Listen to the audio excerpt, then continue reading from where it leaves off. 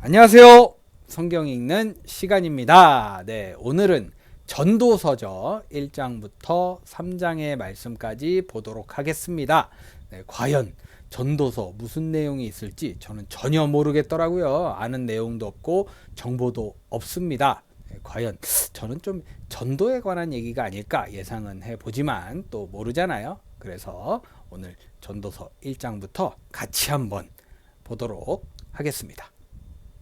네, 그럼 먼저 전도서 1장부터 보도록 하겠습니다. 다윗의 아들 예루살렘 왕 전도자의 말이다. 전도자가 말한다. 네, 이게 그 전도가 아니고 사람 이름이었네요. 네, 좀 당황스럽습니다. 네, 계속 보겠습니다. 헛되고 헛되다. 헛되고 헛되다. 모든 것이 헛되다. 네, 요건 좀 많이 들어본 말씀이네요. 네. 사람이 세상에서 아무리 수고한들 무슨 보람이 있는가? 한 세대가 가고 또 한 세대가 오지만 세상은 언제나 그대로다.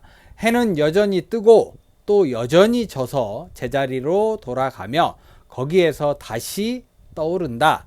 바람은 남쪽으로 불다가 북쪽으로 돌이키며 이리 돌고 저리 돌다가 불던 곳으로 돌아간다. 모든 강물이 바다로 흘러가도 바다는 넘치지 않는다. 강물은 나온 곳으로 되돌아가 거기에서 다시 흘러내린다. 만물이 다 지쳐 있음을 사람이 말로 다 나타낼 수 없다. 눈은 보아도 만족하지 않으며 귀는 들어도 차지 않는다. 이미 있던 것이 훗날에 다시 있을 것이며 이미 일어났던 일이 훗날에 다시 일어날 것이다. 이 세상에 새 것이란 없다. 보아라, 이것이 바로 새 것이다 하고 말할 수 있는 것이 있는가? 그것은 이미 오래전부터 있던 것, 우리보다 앞서 있던 것이다. 지나간 세대는 잊혀지고 앞으로 올 세대도 그 다음 세대가 기억해주지 않을 것이다. 나 전도자는 예루살렘에서 왕이 되어 이스라엘을 다스리는 동안에 하늘 아래에서 되어지는 온갖 일을 살펴서 알아내려고 지혜를 짜며 심혈을 기울였다. 괴로웠다. 하나님은 왜 사람을 이런 수고로운 일에다 얽어매어 꼼짝도 못하게 하시는 것인가? 세상에서 벌어지는 온갖 일을 보니 그 모두가 헛되어 바람을 잡으려는 것과 같다. 구부러진 것은 곧게 할 수 없고 없는 것은 셀 수 없다. 나는 장담하였다. 나는 지혜를 많이 쌓았다. 이전에 예루살렘에서 다스리던 어느 누구도 지혜에 있어서는 나를 뛰어넘지 못할 것이다. 지혜와 지식을 쌓는 일에서 나보다 더 많은 경험을 한 사람은 없다. 나는 또 무엇이 슬기롭고 똑똑한 것인지 무엇이 얼빠지고 어리석은 것인지를 구별하려고 심혈을 기울였다. 그러나 그처럼 알려고 하는 그것 또한 바람을 잡으려는 것과 같은 일임을 알게 되었다. 지혜가 많으면 번뇌도 많고 아는 것이 많으면 걱정도 많더라. 네, 보니까 이제 대충 내용이 전도자라는 사람이 썼던 성경에 관한 서문이 아닐까 이런 예상을 좀 해봅니다. 살짝 철학적인 느낌이 짙게 나타납니다. 이렇게 전도서 1장 마무리 되었습니다. 네, 계속해서 전도서 2장의 말씀 보겠습니다. 나는 혼자서 이런 생각도 해보았다. 내가 시험 삼아 너를 즐겁게 할 것이니 너는 네 마음껏 즐겨라. 그러나 이것도 헛된 일이다. 알고 보니 웃는 것은 미친 것이고 즐거움은 쓸데없는 것이다. 네, 왜 이런 생각을 했을지 궁금하네요. 지혜를 갈망해온 나는 술로 내 육신을 즐겁게 하고 낙을 누려보려고 마음먹은 적도 있다. 참으로 어리석게도 이렇게 사는 것이 짧은 한평생을 가장 보람있게 사는 것이라고 생각하였다. 나는 여러 가지 큰 일을 성취하였다. 궁전도 지어보고 여러 곳에 포도원도 만들어 보았다. 나는 정원과 과수원을 만들고 거기에 온갖 과일나무도 심어 보았다. 나무들이 자라나는 숲에 물을 대려고 여러 곳에 저수지도 만들어 보았다. 남녀 종들을 사들이기도 하고 집에서 시종들을 태어나게도 하였다. 나는 또한 지금까지 예루살렘에 살던 어느 누구도 일찍이 그렇게 가져본 적이 없을 만큼 많은 소와 양 같은 가축대를 가져보았다.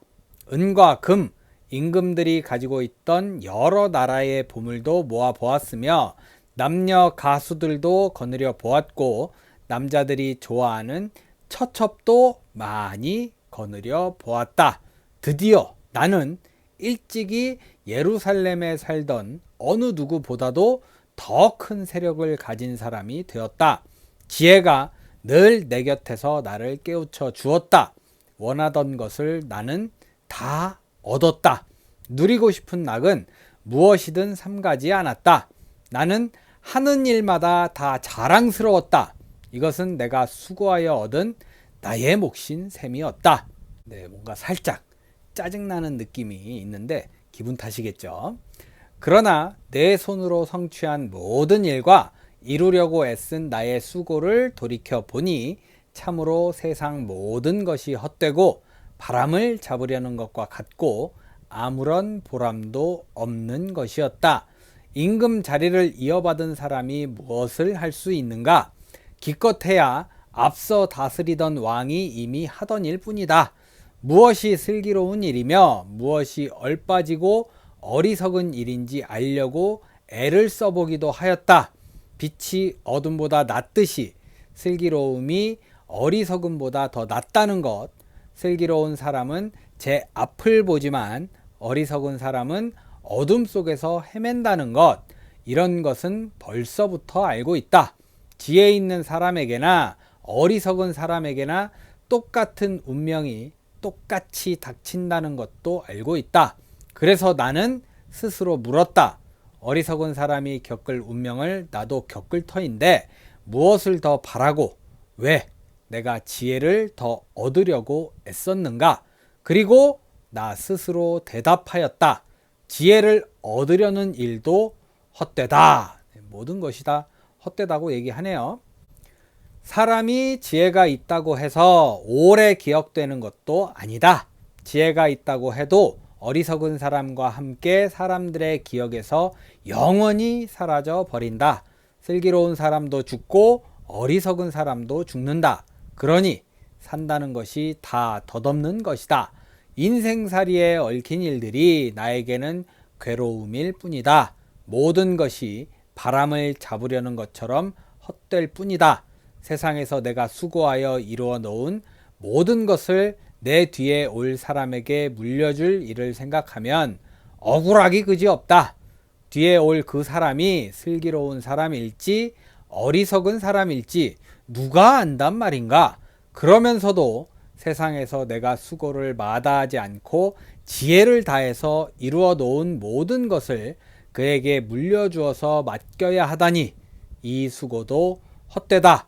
세상에서 애쓴 모든 수고를 생각해 보니 내 마음에는 실망뿐이다. 수고는 슬기롭고 똑똑하고 재능 있는 사람이 하는데 그가 받아야 할 몫을 아무 수고도 하지 않은 다른 사람이 차지하다니 이 수고 또한 헛되고 무엇인가 잘못된 것이다. 사람이 세상에서 온갖 수고를 마다하지 않고 속썩이지만 무슨 보람이 있단 말인가? 평생에 그가 하는 일이 괴로움과 슬픔뿐이고 밤에도 그의 마음이 편히 쉬지 못하니 이 수고 또한 헛된 일이다. 사람에게는 먹는 것과 마시는 것, 자기가 하는 수고에서 스스로 보람을 느끼는 것, 이보다 더 좋은 것은 없다. 알고 보니 이것도 하나님이 주시는 것, 그분께서 주시지 않고서야 누가 먹을 수 있으며 누가 즐길 수 있겠는가?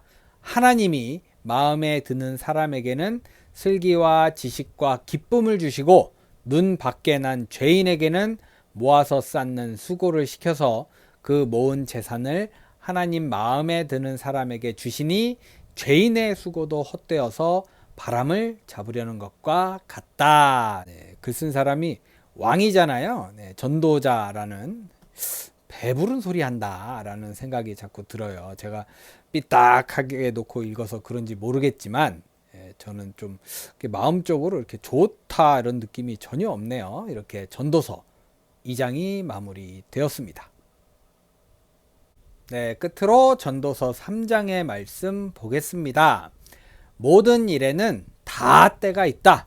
세상에서 일어나는 일마다 알맞은 때가 있다. 태어날 때가 있고 죽을 때가 있다. 심을 때가 있고 뽑을 때가 있다. 죽일 때가 있고 살릴 때가 있다. 허물 때가 있고 세울 때가 있다. 울 때가 있고 웃을 때가 있다. 통곡할 때가 있고 기뻐 춤출 때가 있다. 돌을 흩어버릴 때가 있고 모아들일 때가 있다. 껴안을 때가 있고 껴안는 것을 삼갈 때가 있다. 찾아 나설 때가 있고 포기할 때가 있다. 간직할 때가 있고 버릴 때가 있다. 찢을 때가 있고 꿰맬 때가 있다. 말하지 않을 때가 있고 말할 때가 있다. 사랑할 때가 있고 미워할 때가 있다. 전쟁을 치를 때가 있고 평화를 누릴 때가 있다. 사람이 애쓴다고 해서 이런 일에 무엇을 더 보탤 수 있겠는가? 이제 보니 이 모든 것은 하나님이 사람에게 수고하라고 지으신 짐이다. 하나님은 모든 것이 제때에 알맞게 일어나도록 만드셨다. 더욱이 하나님은 사람들에게 과거와 미래를 생각하는 감각을 주셨다. 그러나 사람은 하나님이 하신 일을 처음부터 끝까지 다 깨닫지는 못하게 하셨다. 이제 나는 깨닫는다. 기쁘게 사는 것, 살면서 좋은 일을 하는 것, 사람에게 이보다 더 좋은 것이 무엇이랴? 사람이 먹을 수 있고 마실 수 있고 하는 일에 만족을 누릴 수 있다면 이것이야말로 하나님이 주신 은총이다. 이제 나는 알았다. 하나님이 하시는 모든 일은 언제나 한결같다. 거기에다가는 보탤 수도 없고 뺄 수도 없다. 하나님이 이렇게 하시니 사람은 그를 두려워할 수밖에 없다. 지금 있는 것이 이미 있던 것이고 앞으로 있을 것도 이미 있는 것이다. 하나님은 하신 일을 되풀이 하신다. 나는 세상에서 또 다른 것을 보았다. 재판하는 곳에 악이 있고 공의가 있어야 할 곳에 악이 있다. 나는 마음속으로 생각하였다. 의인도 악인도 하나님이 심판하실 것이다. 모든 일에는 때가 있고 모든 행위는 심판받을 때가 있기 때문이다. 뭔가 좀 살짝 좀 제대로 되고 있는 느낌이 들기도 하네요. 나는 또 마음속으로 생각하였다. 하나님은 사람이 짐승과 마찬가지라는 것을 깨닫게 하시려고 사람을 시험하신다. 사람에게 닥치는 운명이나 짐승에게 닥치는 운명이 같다. 같은 운명이 둘 다를 기다리고 있다. 하나가 죽듯이 다른 하나도 죽는다. 둘 다 숨을 쉬지 않고는 못 사니 사람이라고 해서 짐승보다 나을 것이 무엇이냐? 모든 것이 헛되다. 둘 다 같은 곳으로 간다. 모두 흙에서 나와 흙으로 돌아간다. 사람의 영은 위로 올라가고 짐승의 영은 아래 땅으로 내려간다고 하지만 누가 그것을 알겠는가? 그리하여 나는 사람에게는 자기가 하는 일에서 보람을 느끼는 것보다 더 좋은 것은 없다는 것을 알았다. 그것은 곧 그가 받을 몫이기 때문이다. 사람이 죽은 다음에 그에게 일어날 일들을 누가 그를 데리고 다니며 보여주겠는가? 네, 뭔가 살짝 느낌이 오락가락 한다는 느낌이 들고 있어요. 제가 아직도 이렇게 좀 삐뚤게 이렇게 보고 있는 것 같습니다. 네, 이렇게 전도서 3장 마무리 되었습니다. 네, 이렇게 해서 오늘 전도서 1장부터 3장의 말씀까지 모두 읽어봤습니다. 네, 처음 시간이라 그런지 어색하기까지 하거든요. 전도서가. 네, 여러분들 느끼셨을지 몰라요. 제가 한 장 한 장 읽으면서 점점 초점이 없어지면서 집중을 전혀 못하고 있는 저 굉장히 힘든 시간이었거든요. 네. 그러면서 진짜 이런 생각까지 했어요. 이거 계속 읽어야 되나? 라는 생각까지 할 정도로 굉장한 놈을 만났습니다. 한 4일 정도 우리 전도서랑 함께 할 것 같은데 굉장히 재밌는 시간이 될 것 같습니다. 네, 여러분들도 응원하는 마음으로 같이 한번 해 주시기 바랍니다. 꼭 이겨내겠습니다. 네, 모쪼록 여러분들 오늘 복된 하루 잘 보내시고요. 뭔가 힘든 일 있으면 저처럼 내 불을 켜고 한번 이겨보자, 한번 싸워보자 라고 달려들 수 있는 그런 하루 보내시기를 바라겠습니다. 기도하겠습니다. 네, 저는 내일 전도서 4장부터 6장의 말씀을 들고 찾아오도록 하겠습니다. 네, 오늘도 함께 해주신 여러분 감사합니다.